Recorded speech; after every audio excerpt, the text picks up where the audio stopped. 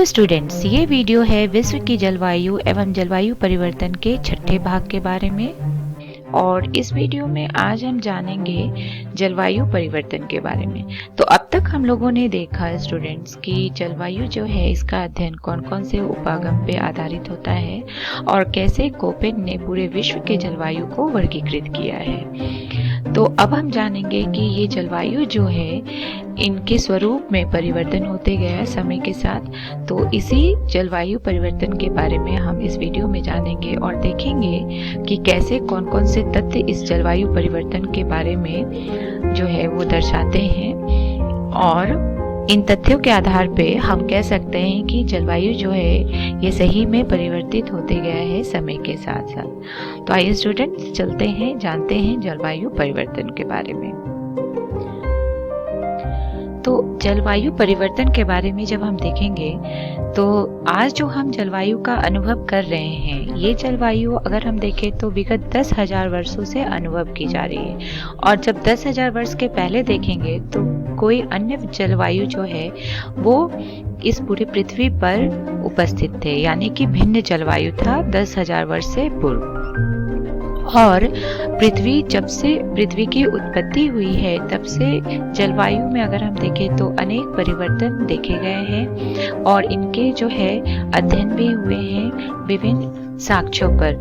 तो ये कौन कौन से साक्ष्य हैं या कौन कौन से जो है एविडेंस है जो ये बताते हैं कि सही में जलवायु जो है ये समय के साथ परिवर्तित होते गए हैं। तो विभिन्न साक्ष्य मिले हैं, वो है भू आकृतिक लक्षण। तो भू आकृतिक लक्षण के अध्ययन से पता चलता है कि जलवायु जो है इसका परिवर्तन हो रहा है। और इस भू आकृतिक लक्षण में जो सबसे ज्यादा अध्ययन किया गया है वो है उच्च अक्षांशों में हिमानियों के आगे बढ़ने और पीछे हटने के शेष चिन्ह, जो ये प्रदर्शित करता है कि पहले जो है जलवायु वो कुछ अलग था, यानी ये समय के साथ जो है परिवर्तित हो गए हैं, यानी कभी शुष्क जलवायु रहा है और कभी आर्द्र जलवायु रहा है। तो इन हिमानियों के आगे बढ़ने और पीछे हटने के जो चिन्ह मिले हैं, इनके अध्ययन से हमें पता चलता है इस जलवायु परिवर्तन के बारे में। और दूसरा साक्ष्य है हिमानी निर्मित झीलों में अवसादों का निक्षेपण। तो इससे भी हमें पता चलता है कि जलवायु जो है ये परिवर्तित हो रहा है समय के साथ साथ। और वृक्षों के तनों में पाए जाने वाले वलय भी आर्द्र एवं शुष्क युगों की उपस्थिति का संकेत देते हैं, यानी जो वृक्ष के तन में पाए गए हैं वलय, इनके अध्ययन से पता चलता है कि पहले जो है जलवायु वो कभी आर्द्र रह चुके हैं और कभी शुष्क रह चुके हैं, यानी इन जलवायु के आर्द्र और शुष्क युग आते जाते रहे हैं और ये समय के साथ जो है परिवर्तित होते गए हैं। तो ये सब विभिन्न साक्ष्य हैं जिनके आधार पे ये पुष्टि हुई है कि जलवायु जो है ये सही में समय के साथ परिवर्तित होते गए हैं और पूरी पृथ्वी पे कभी शुष्क जलवायु उपस्थित था और कभी आर्द्र जलवायु उपस्थित था। अब यही आर्द्र और शुष्क युग जो है हमें भारत में भी देखने को मिलता है, और इसका अध्ययन जो है भारत में सबसे ज्यादा राजस्थान क्षेत्र में हुआ है। और यहाँ पे बहुत सारे तथ्य दिखाए गए हैं जिसके आधार पे पता चलता है कि राजस्थान में पहले आर्द्र जलवायु था और फिर धीरे धीरे जो है ये शुष्क युग आ गया, जो हम आज देखते हैं राजस्थान क्षेत्र में। यानी आज जो हम जलवायु देख रहे हैं वो जलवायु पहले नहीं था। जब हम 8,000 वर्ष पूर्व देखेंगे तो उस समय राजस्थान जो है मरुस्थल, वहाँ की जलवायु आर्द्र एवं शीतल थी और 3,000 से 1,700 वर्ष पूर्व यहाँ वर्षा अधिक होती थी। और 2,000 लगभग वर्ष से 1,700 वर्ष ईसा पूर्व यह क्षेत्र जो था वो हड़प्पा संस्कृति का केंद्र था और तभी से ये शुष्क जलवायु जो है ये यहाँ पे आरंभ हुआ। तो इस तरह हम देख सकते हैं कि कैसे राजस्थान क्षेत्र में जो है पहले आर्द्र जलवायु था और फिर शुष्क जलवायु आया। तो इसी तरह जो है भारत ने भी आर्द्र एवं शुष्क युगों का समय देखा है समय के साथ साथ, और ये परिवर्तित होते गए हैं। अब अभिनवपुर में जलवायु देखेंगे तो जितने भी जलवायु जो हैं ये परिवर्तन हुए हैं और इन्हें सभी कालों में देखा गया है। और जब हम 1990 के दशक में देखेंगे तो यहाँ पे सबसे ज़्यादा जलवायु परिवर्तन के बारे में देखा गया है, क्योंकि ये शताब्दी जो है सबसे गर्म तापमान और विश्व में सबसे भयानक वायु को दर्ज किया है, ये 1990 के दशक। इसी तरह 1967 से लेके 1977 के दौरान जो विनाशकारी सूखा आया था, ऐसे ही जलवायु परिवर्तन को दर्शाता है। तो इस तरह जो 1990 के दशक के अध्ययन से पता चलता है कि कैसे कैसे जो तापमान है वो कभी ज़्यादा हुआ है और कभी कम हुआ है, और ये जलवायु जो है ये परिवर्तित होते गया है समय के साथ साथ। तो ये है अभिनव काल में जलवायु का अध्ययन। और इसी तरह अगर हम देखेंगे 1885 से 1940 ईस्वी में, तो ये विश्व के तापमान में वृद्धि दर्ज किया गया है।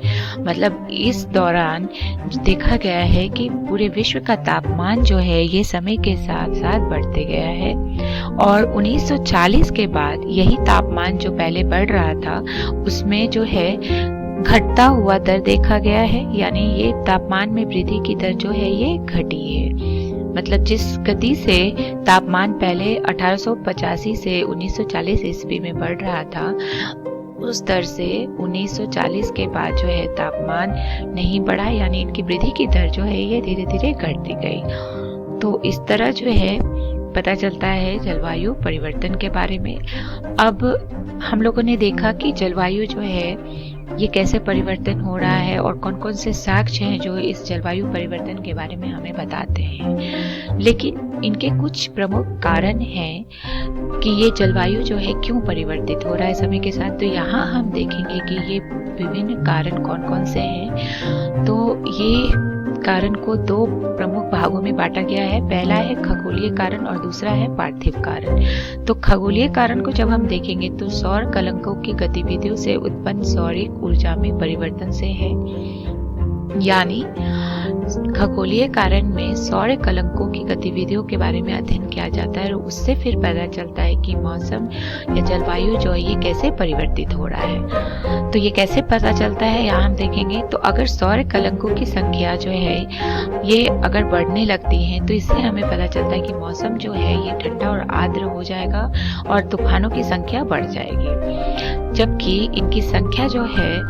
अगर घट रही है तो इससे पता चलेगा कि जो जलवायु है वो उष्ण एवं शुष्क हो जाएगी। तो इस तरह सौर कलंकों की गतिविधियों के अध्ययन से हमें जलवायु परिवर्तन के बारे में पता चलता है और ये एक प्रमुख कारण है जिसके कारण जो है जलवायु परिवर्तन हो रहा है। अब हम देखेंगे दूसरा खगोलीय कारक, तो ये है मिलनकोविच सोलन। तो मिलनकोविच सोलन क्या है? तो सूर्य के चारों ओर पृथ्वी के कक्षीय लक्षणों में बदलाव के चक्रों, पृथ्वी की डगमगाहट तथा पृथ्वी के अक्षीय सुझाव में परिवर्तन के बारे में अनुमान लगाता है। तो मिलनकोविच सोलन के अंदर हम ये सब का अध्ययन करते हैं और इसी से हमें पता चलता है जलवायु परिवर्तन के बारे में। अब हम देखेंगे पार्थिव कारण कौन कौन से हैं जलवायु परिवर्तन के।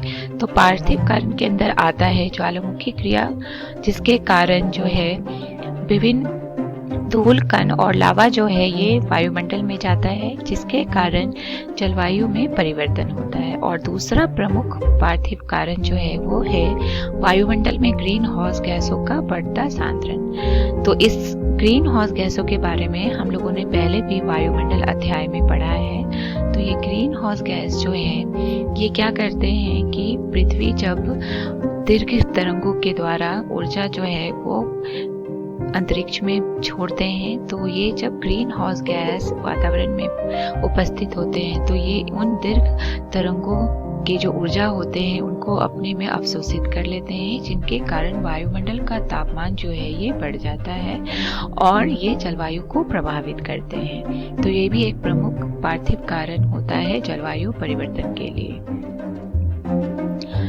अब हम जानेंगे भूमंडलीय ऊष्मन यानी ग्लोबल वार्मिंग किसे कहते हैं। और ये ग्लोबल वार्मिंग के कारण जो है पूरा जलवायु जो है ये परिवर्तित हो रहा है।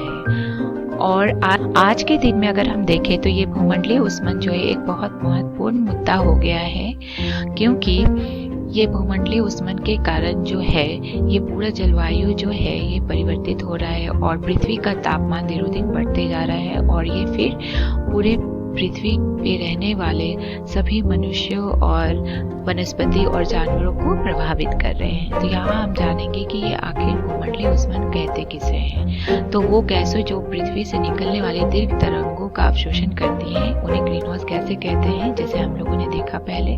और जब इन ग्रीन हाउस गैसों का सांद्रण अधिक हो जाता है तब जो है पूरे वातावरण का तापमान बढ़ जाता है। तो इसे हम इस चित्र के द्वारा समझेंगे। यहाँ आप देख सकते हैं कि कैसे पृथ्वी जो है ये सौर विकिरण को प्राप्त करता है और फिर जब ये गर्म हो जाता है तब ये दीर्घ तरंगों के रूप में जो है ऊर्जा को उत्सर्जित करता है अंतरिक्ष में। लेकिन जब ये ग्रीन हाउस गैस इस वायुमंडल में उपस्थित होते हैं तो इन्हें जो है दीर्घ तरंगों को ये अपने में अवशोषित कर लेते हैं और जिसके कारण जो है वायुमंडल का तापमान बढ़ जाता है और इसे ही हम कहते हैं भूमंडलीय उष्मन यानी ग्लोबल वार्मिंग। और ये जो प्रक्रिया है यानी जिस प्रक्रिया के द्वारा ग्रीन हाउस गैस जो है दीर्घ तरंगों को अपने में अवशोषित कर लेते हैं, इस प्रक्रिया को हम कहते हैं ग्रीन हाउस प्रभाव यानी ग्रीन हाउस इफेक्ट। तो ये भूमंडलीय उष्मन हो रहा है ग्रीन हाउस इफेक्ट के कारण और ये ग्रीन हाउस इफेक्ट होता है जब ग्रीन हाउस गैसें जो है ये वातावरण में उपस्थित होते हैं। अब हम देखेंगे यहाँ कि ग्रीन हाउस गैसें आखिर होते कौन कौन से हैं जो उपस्थित होते हैं वातावरण में। तो पहला प्रमुख ग्रीन हाउस गैस जो है ये होता है carbon dioxide, chlorofluorocarbon, methane, nitrous oxide, ozone, nitric oxide और कार्बन मोनोऑक्साइड। तो ये होते हैं विभिन्न प्रकार के ग्रीन हाउस गैसें जो उपस्थित होते हैं वायुमंडल में और इन्हीं के उपस्थिति के कारण जो है ये वायुमंडल का तापमान बढ़ता है, जिसके कारण जो है भूमंडलीय उष्मन हो रहा है आजकल। अब यहाँ सबसे महत्वपूर्ण जो ग्रीन हाउस गैस है वो है कार्बन डाइऑक्साइड। तो यहाँ हम देखेंगे कि ये कार्बन डाइऑक्साइड जो है ये कैसे वातावरण में इनका जो सांद्रण है ये बढ़ते जा रहा है और कैसे ये जाते हैं वातावरण में। तो कार्बन डाइऑक्साइड का उत्सर्जन अगर हम देखें तो ये मुख्यतः जीवाश्म ईंधनों के दहन से होता है और वन और महासागर जो है ये कार्बन डाइऑक्साइड के कुंड होते हैं और जंगल के कटने से जो है कार्बन डाइऑक्साइड की मात्रा बढ़ जाती है, क्योंकि हम जानते हैं कि जो पेड़ पौधे हैं ये कार्बन डाइऑक्साइड लेते हैं और ऑक्सीजन छोड़ते हैं। तो जब ये जंगल कटने लगेंगे तब क्या होगा कि कार्बन डाइऑक्साइड जो है ये वातावरण में बढ़ते जाएगा, जिसके कारण ये कार्बन डाइऑक्साइड जो है फिर से दीर्घ तरंगों को अपने में अवशोषित करते जाएंगे और पूरे वातावरण का जो है तापमान ये बढ़ते जाएगा।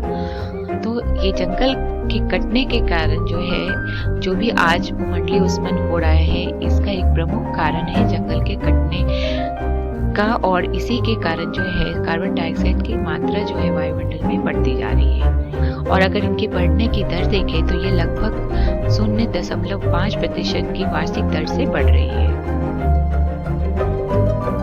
अब ओजोन जो है ये भी एक प्रमुख ग्रीन हाउस गैस है जो हमारे वायुमंडल में उपस्थित होते हैं। तो ये ओजोन जो है ये परत पाए जाते हैं संताप मंडल में और इनकी उपस्थिति के कारण क्या होता है कि ये पराबैंगनी किरणें को पृथ्वी की सतह पर नहीं पहुंचने देते हैं, जिसके कारण जो है पृथ्वी का सतह जो है इन हानिकारक पराबैंगनी किरणों से बचे रहते हैं और ग्रीन हाउस गैस से भी ओजोन को नुकसान पहुंचा रही है। तो ये ओजोन जो है जो पृथ्वी को पराबैंगनी हानिकारक किरणों से बचाती हैं, तो ये ओजोन जो है इन्हें भी ग्रीन हाउस गैस जो है ये नुकसान पहुंचा रही है। और सबसे ज़्यादा अगर हम देखेंगे नुकसान तो ओजोन को हुआ है अंटार्कटिका में, यानी यहाँ पे ओजोन की परत जो है उसमें छिद्र हो गया है, जिसके कारण अंटार्कटिका का तापमान जो है ये धीरे धीरे बढ़ते जा रहा है। तो यहाँ हमने देखा कि कैसे ग्रीन हाउस जो है ये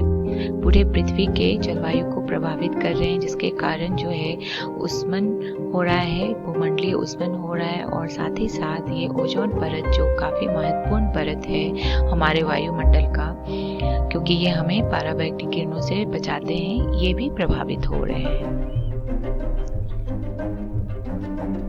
अब ये ग्रीन हाउस गैस जो हैं, जो हम लोगों ने देखा कि कैसे भूमंडलीय उष्मन के लिए जिम्मेदार हैं, तो इन ग्रीन हाउस गैसों के बारे में हमने देखा कि कैसे ये जो है वायुमंडल में इनका सांद्रण बढ़ रहा है, तो इसके लिए जिम्मेदार हैं हम मनुष्य। तो इन ग्रीन हाउस गैसों को कैसे रोका जाए वातावरण में जाने से, जिसके कारण जो भूमंडलीय उष्मन है ये कम हो और जो जलवायु है ये ज़्यादा प्रभावित ना हो। इसके कारण जो है विभिन्न सम्मेलन होते रहे हैं समय के साथ साथ। तो सबसे पहला जो सम्मेलन था और महत्वपूर्ण सम्मेलन था इस ग्रीन हाउस गैस से संबंधित, वो था क्योटो प्रोटोकॉल। और इसमें जो है ग्रीन हाउस गैसों के उत्सर्जन को कम करने के लिए अंतर्राष्ट्रीय स्तर पर प्रयास किया गया है, और इसमें विभिन्न देशों से लोगों को बुलाया गया इस सम्मेलन में, और इस जो है भूमंडलीय उष्मन के बारे में चर्चा किया गया और ये बताया गया कि कैसे ये ग्रीन हाउस गैस हमारे लिए हानिकारक है और इसीलिए इन ग्रीन हाउस गैसों के उत्सर्जन को हमें कम करना चाहिए। तो ये क्योटो प्रोटोकॉल जो है ये पहला अंतर्राष्ट्रीय स्तर पर प्रयास था, जिसके जरिए ये ग्रीन हाउस गैसों के उत्सर्जन को कम करने के लिए चर्चा हुआ। और ये क्योटो प्रोटोकॉल है, ये सबसे पहले इसका सम्मेलन हुआ था 1997 ईस्वी में, और फिर जाके 2005 में फिर से ये क्योटो प्रोटोकॉल का बैठक हुआ था, जिसमें 141 देशों ने भाग लिया था। और इस सम्मेलन का मुख्य उद्देश्य था ग्रीन हाउस गैसों के उत्सर्जन को कम करना। तो इसमें कहा गया कि औद्योगिक राष्ट्र जो हैं, जो इन ग्रीन हाउस गैसों के उत्सर्जन के लिए सबसे ज़्यादा जिम्मेदार हैं, उन्हें 2012 तक 0.5% तक कम करना है ये ग्रीन हाउस गैसों के उत्सर्जन को। तो ये था क्योटो प्रोटोकॉल, जो कि पहला सम्मेलन था और जिसका उद्देश्य था कि कैसे ये ग्रीन हाउस गैसों के उत्सर्जन को कम किया जाए, जिसके कारण ये भूमंडलीय उष्मन जो है ये कम हो। और ये भूमंडलीय उष्मन जो है, जैसा कि हम लोगों ने देखा, ये वायुमंडल में ग्रीन हाउस गैसों के सांद्रण के कारण पृथ्वी के तापमान के बढ़ने के कारण हो रहा है, जिसके कारण ये भूमंडलीय उष्मन हो रहा है, जिसे हम ग्लोबल वार्मिंग भी कहते हैं। और भूमंडलीय उष्मन के दुष्प्रभाव जीवन पोषक तंत्र को कुप्रभावित कर रहे हैं। अगर इनके प्रभाव को देखें कि भूमंडलीय उष्मन के कारण क्या प्रभाव हो रहा है, तो ये जो है जीवन पोषक तंत्र को कुप्रभावित कर रहे हैं या कर सकते हैं। और हिम टोपियों और हिम नदियों के पिघलने से जो हो रहा है, क्या हो रहा है कि समुद्री जल का स्तर बढ़ रहा है, जिसके कारण तटीय क्षेत्र जो हैं ये जलमग्न हो रहे हैं। तो ये सब प्रभाव है ये भूमंडलीय उष्मन का। तो इस वीडियो में हमने सीखा जलवायु परिवर्तन के बारे में और देखा कि कैसे जलवायु परिवर्तन जो है ये समय के साथ हो रहा है और कौन कौन से तथ्य हैं जो ये बताते हैं कि सही में जलवायु जो है ये परिवर्तन हो रहा है। उसके बाद हम लोगों ने देखा ग्रीन हाउस प्रक्रिया के बारे में, ग्रीन हाउस इफेक्ट के बारे में, कि कैसे ये ग्रीन हाउस इफेक्ट हो रहा है ग्रीन हाउस गैसों के सांद्रण के कारण, जिसके कारण जो है भूमंडलीय उष्मन हो रहा है। और उसके बाद हम लोगों ने देखा ये भूमंडलीय उष्मन के प्रभाव को। संदर्भ के लिए हम देख सकते हैं एनसीईआरटी बुक भौतिक भूगोल के मूल सिद्धांत। अगले वीडियो में हम देखेंगे कुछ अभ्यास प्रश्न जो इस अध्याय पे आधारित हैं, और ये अभ्यास प्रश्न जो है परीक्षा केंद्र बिंदु से अत्यंत महत्वपूर्ण होंगे। तब तक के लिए धन्यवाद।